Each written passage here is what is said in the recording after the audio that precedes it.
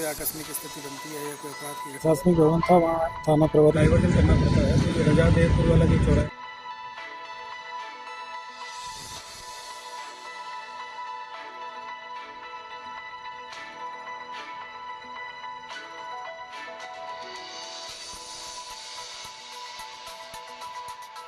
जैसे कि आप सभी को जानकारी है कि जो लाटघाट और जो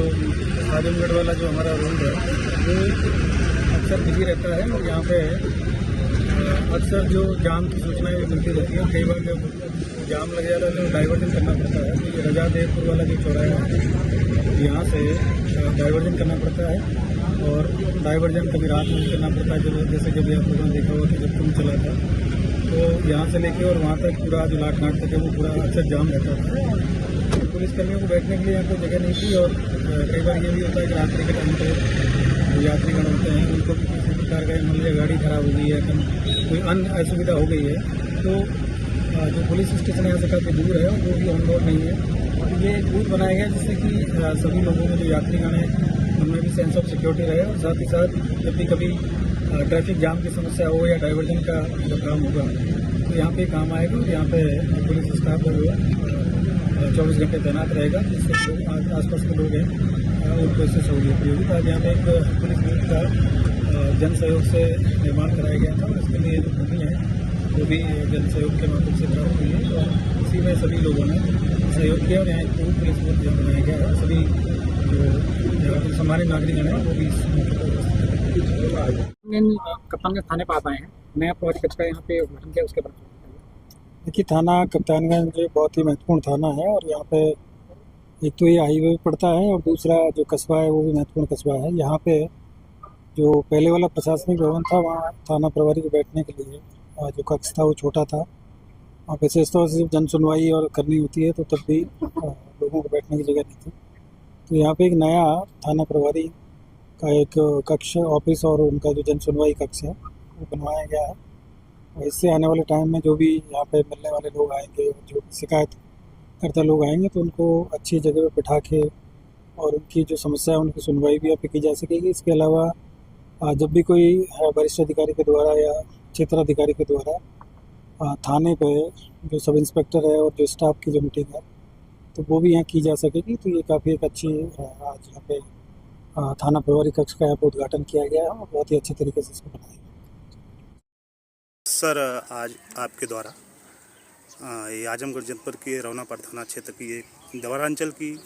हाजीपुर भदौरा चौकी का उद्घाटन किया गया है नवनिर्मित। क्या कुछ सर कहना है इस पर? देखिए थाना रौनापाड़ में ग्राम भदौरा में हाजीपुर के नाम से एक पुलिस चौकी की स्थापना यहाँ पे की गई है और इसमें थाने की और हमारे जो मतलब आसपास के जितने भी जो ग्राम प्रधान और जो हमारे सम्मानित नागरिक हैं उन सभी के सहयोग से यहाँ पे एक चौकी बनाई गई है और ये चौकी एक ऐसी जगह पे बनाई गई है, बहुत ही दूरस्थ इलाका है और देवारा क्षेत्र जो पड़ता है। तो कई बार यहाँ पे होता है कि इमरजेंसी में पुलिस भी बहुत देरी से पहुँच पाती है, बहुत दूर है। तो यहाँ पे चौकी बनने से यहाँ आसपास के लोग हैं उनको जब भी कोई आकस्मिक स्थिति बनती है या कोई अपराध की घटना होती है तो तत्काल प्रभाव से पुलिस मौके पे पहुँच पाएगी। और दूसरा निकट भविष्य में यहाँ पे एक जो गोला बाज़ार है उसको जोड़ते हुए एक पुल का भी निर्माण किया जा रहा है, वो भी इसी रोड के पास से निकलेगा। तो यहाँ पे आने वाले टाइम में जो ट्रैफिक है वो भी बढ़ेगा और जो गोरखपुर जनपद के साथ में आजमगढ़ जनपद है उसकी जो कनेक्टिविटी है वो बहुत नज़दीक हो जाएगी। यहाँ से गोला बाज़ार करीब 4 से 5 किलोमीटर के दूर रहेगा और फिर राम जानकी जो मार्ग है उससे भी इस इलाके की कनेक्टिविटी बढ़ेगी। तो यहाँ पे इस चौकी का निर्माण इसलिए किया गया है कि यहाँ पे जो पब्लिक के लोग हैं उनको सहूलियत मिले, किसी प्रकार की कोई घटना होती है तो तत्काल पुलिस यहाँ से मौके पर पहुँच पाए और जो आपराधिक घटनाएँ वो ना हो और आम जन को जब भी किसी प्रकार की कोई ज़रूरत पड़ती है तो वो यहाँ पे आके और अपनी शिकायत दर्ज करा सकते हैं और यहाँ से फिर जो चौकी इंचार्ज होगा वो सभी के पास में जाके उनकी समस्याओं का समाधान करेगा। यहाँ पे बैरक भी बनाई गई है तो यहाँ पे जो पुलिस स्टाफ है वो 24 घंटे रहेगा। तो आने वाले टाइम में यहाँ के लोगों को ज़रूर इससे जो मदद मिलेगी और इसके लिए मैं यहाँ के सभी जो हमारे सम्मानित नागरिकगण हैं और जो भी प्रधान लोग हैं इन सभी का भी शुक्रिया अदा करता हूँ कि उन लोगों के द्वारा यहाँ पे आके और आज इस कार्यक्रम में शामिल भी हुए और जो चौकी का जो निर्माण कार्य किया गया था उसमें भी सभी का जो जन सहयोग है इसमें प्राप्त हुआ और सभी के सहयोग से यहाँ पे जो पुलिस व्यवस्था है उसको भी हम सुदृढ़ करने का प्रयास करें। सर, वर्तमान समय में क्राइम बढ़ रही है साइबर की, इस साइबर अपराधियों से बचने के लिए क्या कुछ कहना चाहते हैं आम जनता को और यहाँ के सम्मानित जो लोग आए अभी हैं? सभी लोगों से जब वार्ता की गई तो यही मेरे द्वारा पहले भी बताया गया था, और अभी आपने देखा होगा कि निकट भविष्य मतलब जो अभी कुछ दिन पहले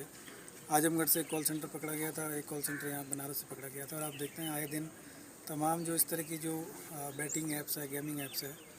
और अन्य किसी प्रकार के झांसे में लेके कुछ लोगों से जो पैसे ठग लिए जाते हैं, आप लोग आए दिन अखबार में, सोशल मीडिया में आप देखते होंगे। तो मेरा आप सबसे कहना है आपके माध्यम से सभी जो आमजन है और जो विशेष तौर से जो हमारा यूथ है, जो युवा वर्ग है, जो स्टूडेंट हैं, उनके लिए कहना है कि कभी भी जो इस तरह के जो लुभावने जो ऑफ़र्स आते हैं, चाहे वो गेमिंग ऐप का हो, चाहे वो अन्य किसी प्रकार की लॉटरी का हो, इन सब चीज़ों से दूर रखें, क्योंकि इन सब चीज़ों में कभी भी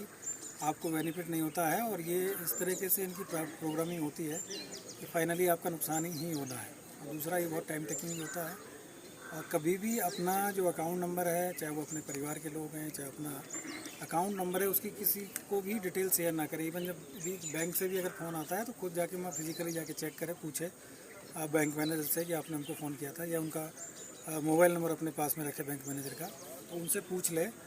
अपने बैंक अकाउंट की डिटेल, अपने credit card, ATM card, debit card, इनकी डिटेल्स कभी भी किसी से शेयर नहीं करनी चाहिए। आजकल यूपीआई आईडी है, तमाम जो और जो इस तरह के जो इलेक्ट्रॉनिक जो ट्रांजेक्शन्स होते हैं, बैंकिंग ट्रांजेक्शन्स होते हैं, तो इससे संबंधित डिटेल को कभी भी किसी भी व्यक्ति को, अननोन व्यक्ति को, इवन अपने परिवार का भी कोई दूर का व्यक्ति तो उसको भी ना बताएं, क्योंकि हो सकता है उससे भी किसी ने पूछ लिया हो। तो अपनी ये चीज़ें जैसे प्राइवेसी वाली चीज़ें हैं और इनको बिल्कुल वो रखें। बैंक भी बीच बीच में आप सभी को आप देखते होंगे आजकल जो गृह मंत्रालय के द्वारा भी जब भी आप किसी को कॉल करेंगे तो आपको एक एडवाइजरी उसमें जी। जो कॉलर ट्यून होती है उसमें मिलती है। तो आप सभी देखते हैं कि ये एक बहुत बड़ा एक आने वाले टाइम में क्राइम हो रहा है। और हम सब लोग आज की डेट में जो बैंकिंग सिस्टम है उससे जुड़ गए हैं, प्रत्येक व्यक्ति का बैंक में खाता है, तो आपको अपने खाते की, अपने जो पैसे हैं, जो आपने मेहनत की कमाई है, उसको संभाल के रखना है और किसी के झांसे में आके इसको गंवाना नहीं। ठीक है, धन्यवाद।